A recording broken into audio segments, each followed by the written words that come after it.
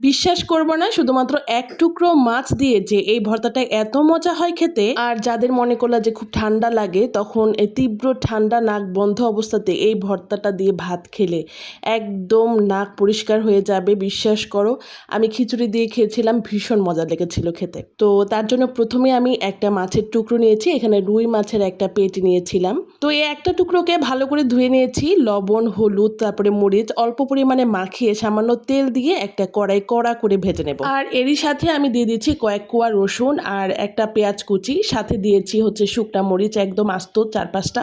একই তাওতে দেওয়ার ফলে দুটো একবারেই কিন্তু হয়ে যাচ্ছে। একদম কড়া করে ভেজে আমি তুলে রেখে দিচ্ছি।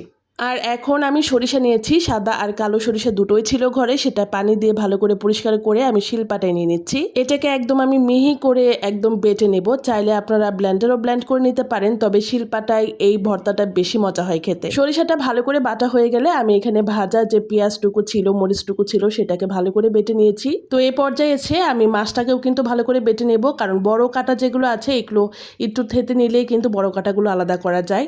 এবার সরিষার সাথে মাছটাকে আমি দ্বিতীয় পর্যায়ে ভালো করে আবার একটু বেটে নিয়েছি। এবার সামান্য পরিমাণ লবণ আমি মিশিয়ে নিচ্ছি, যোগ করে দিচ্ছি সরিষার তেল। এবার হাত দিয়ে ভালো করে না মাখালে তো হবেই না, ভালো করে মাখালেই কিন্তু তৈরি হয়ে যাবে একদম ঝাঝালো একটা ভর্তা। এই ভর্তাটা গরম ভাতের সাথে এত মজা হয় খেতে, আমি খিচুড়ির সাথে খেয়েও ভীষণ মজা পেয়েছিলাম। আমরা অবশ্যই একদিন বানিয়ে